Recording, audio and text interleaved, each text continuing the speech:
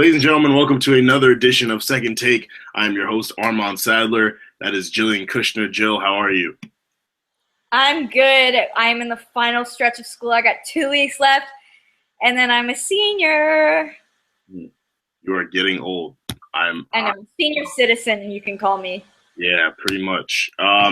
So that's awesome. Yeah, I'm doing well as well. Happy Marathon Monday to everyone in Boston. Today's the Boston Marathon. And that's good because there will actually be a winner in Boston because as we saw this weekend, the Celtics did lose to the Cleveland Cavaliers in their playoff series. And we will get into that. But first, I would like to bring up some news that makes me very happy in the NFL world. Everyone knows that I support Tim Tebow. Tim Tebow is one of my favorite people. I think he's a spectacular athlete. He had some unfortunate luck in the NFL, but the Eagles did sign him to a one-year deal. The Eagles are making some very smart decisions this offseason, in my opinion. And this, so I don't know. I don't know how they're going to fit Tim Tebow in, but I could see a special little wildcat, Tim Tebow, DeMarco Murray, Sproles. There's something there with bringing Tim Tebow in. I mean, I'm sure a lot of people are going to disagree with me and say I'm stupid, but I like Tim Tebow. I think that he's capable of winning in the NFL when he's given a team that can get it done because the Jets could not get it done. He had some strong players on the Broncos. He got them to the playoffs. So, I mean, but hey, everyone's going to blame Tebow, so whatever. I'm sure Joe has some choice words, so go ahead. You know, I'm trying to have faith in Chip Kelly. I'm trying. I'm really trying. But I'm looking to jump ship. So if any bandwagon has some room, like, I'm jumping ship. I can't do this anymore. We got rid of Nick Foles, a good quarterback, for Sam Bradford and Tim Tebow, both college stars who have not done anything since college. And then, of course, we keep Mark Sanchez.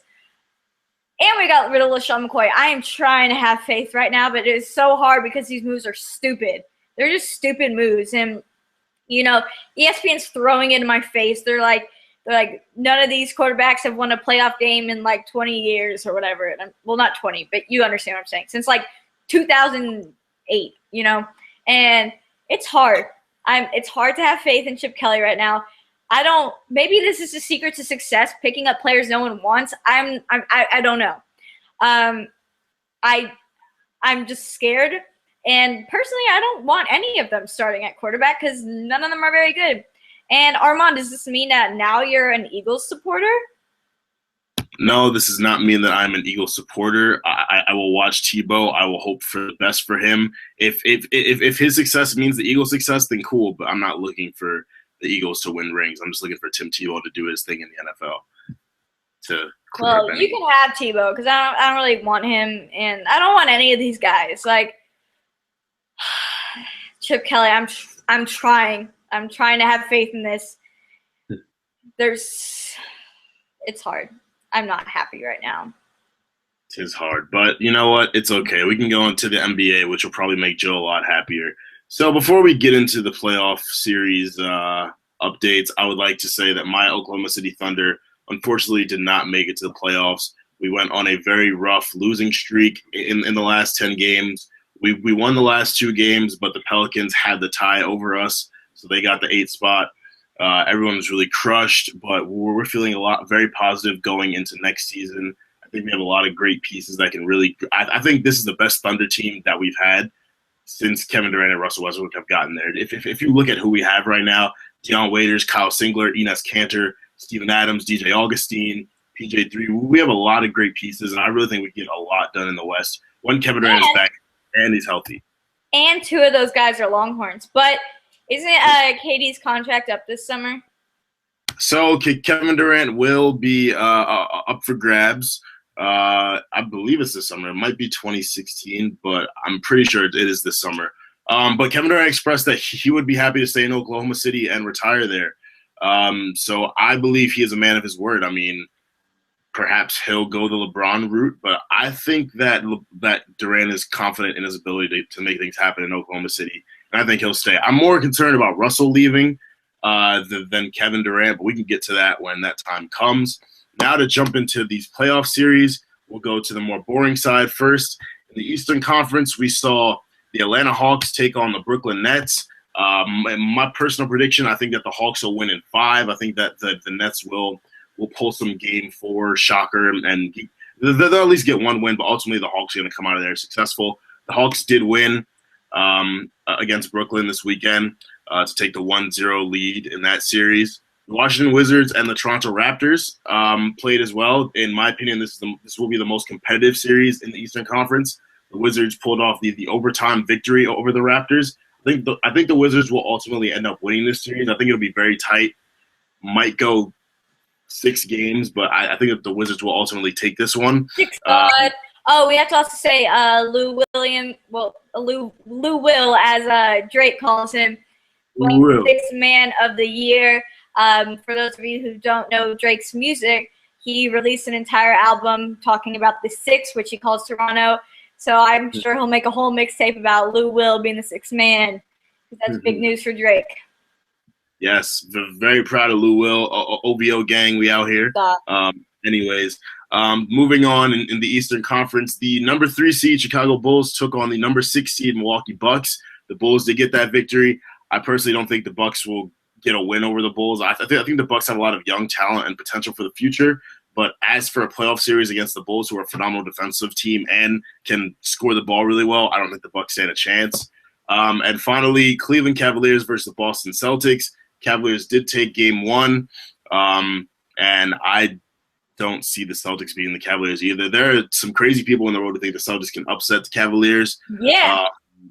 But I do not see that happening. Now, the Western Conference, more exciting, more details, stuff I actually want to talk about. Let's do it.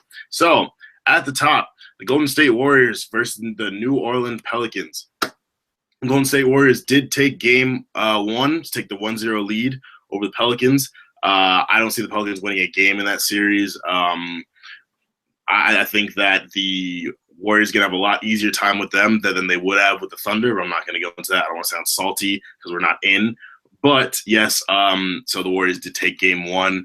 What are you thinking, Joe? What do you think the keys are to the Warriors succeeding throughout the playoffs? But with this series primarily. I don't even think the Pelicans should be in it. I don't think anyone should have been the 8th seed. I'm not about to say your Thunder would have played any better.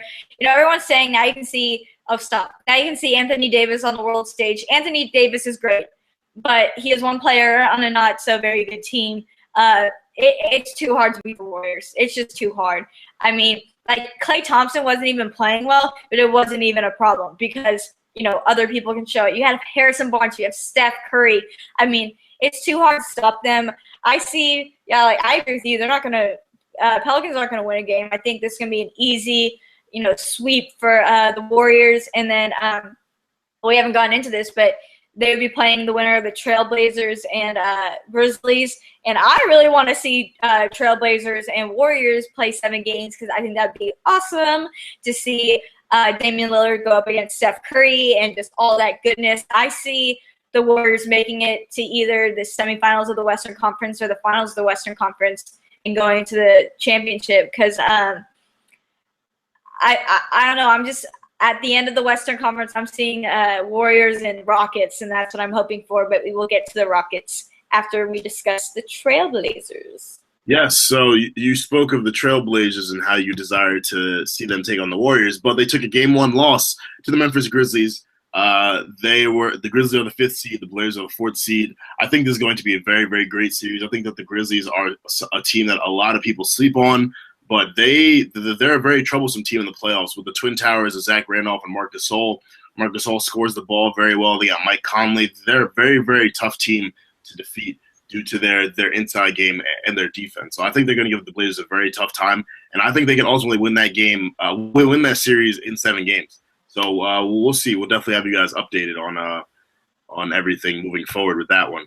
Wait, I want to talk about that because everyone knows I love Damian Lillard, and he didn't score a point until 14 minutes into the game. When you're in the playoffs, that kind of play is absolutely unacceptable, and that is not Damian Lillard. We have seen him dominant, incredible all season. LaMarcus Aldridge, my Longhorn, hook him. He had a great game, got like 30 points, really dominant. But if you don't have Damian Lillard back with you, you can't do anything. Another big thing, the Trailblazers only had like 20-something points off the bench compared to the Grizzlies had their leading scorer was off the bench with like 20 points. So we're gonna, Blazers need to bounce back harder because this is not gonna work out for them. Damian Lillard needs to be in the game.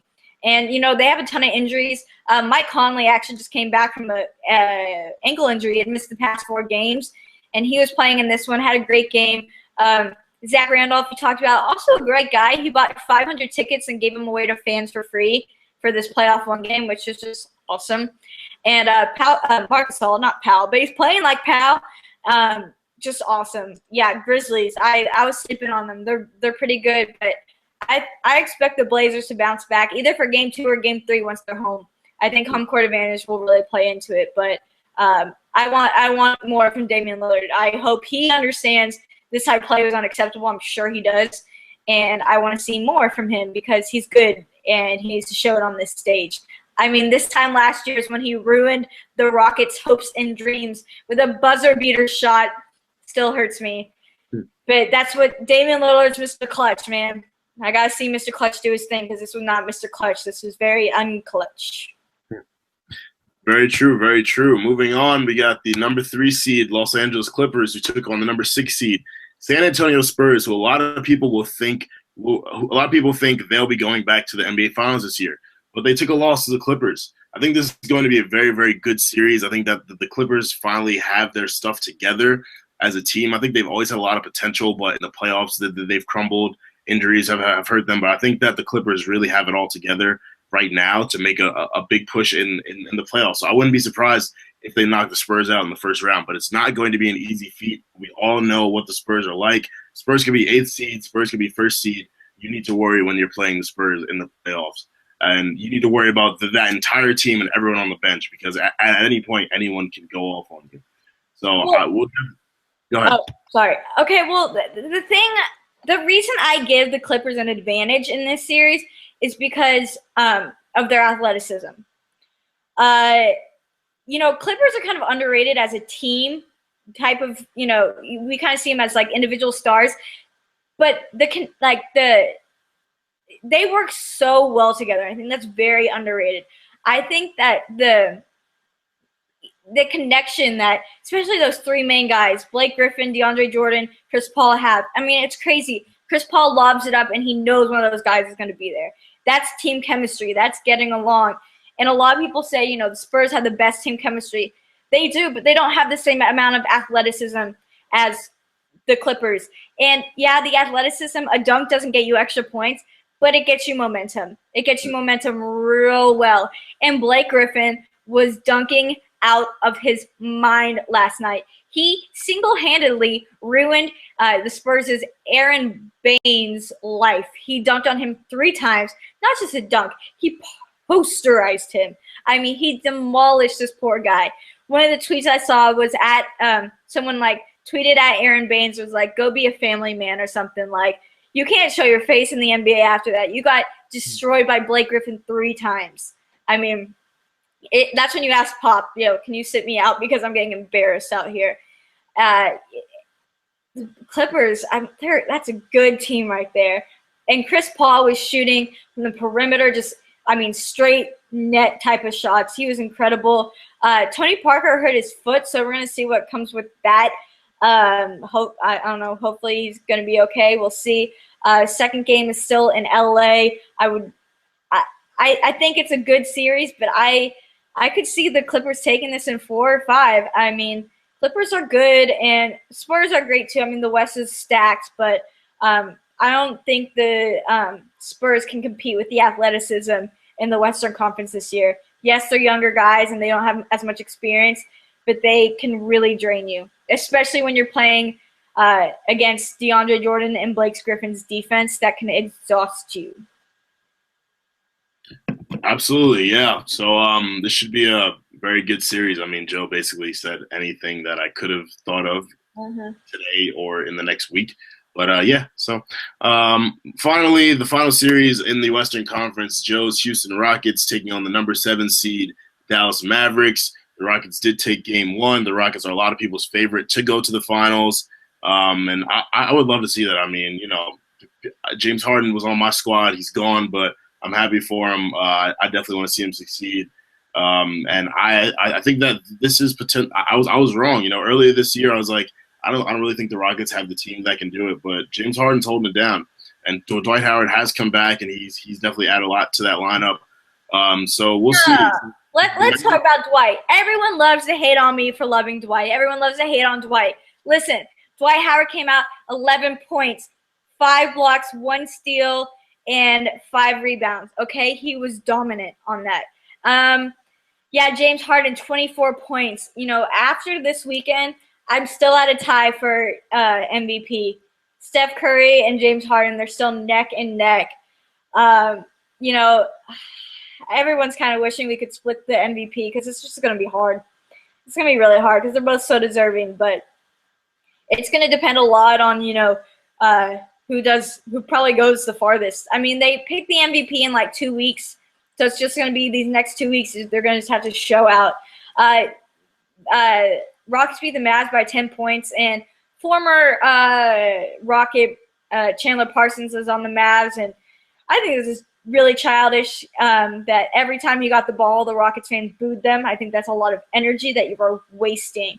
But, you know, Mavs are a good team. They got my boy Rondo out there. You know, I bet Rondo's kind of like pissed off because he could have been playing – in an easier conference and still make it to the playoffs, but of course they're playing the Cavs, so I don't know if I'd say that, but he's got a full plate. He is also up to get to be a free agent this summer, and everyone wants him on the Lakers, including Kobe Bryant. But yeah, honestly, I'm happy watching any of the Western Conference games because it's so fun. I mean, even though the Pelicans and the Warriors is a serious mismatch, you still get to see Steph Curry drain like 23s. And there's this video of him in practice the other day. He shot 77 3-pointers. So, yeah, that's Steph Curry for you. But but to go back to the Rockets-Mavericks series, I don't think the Mavericks are a team you can count out either. We know, and you can never count them out, especially with their little rivalry. But I think Houston could get it in 5, 6.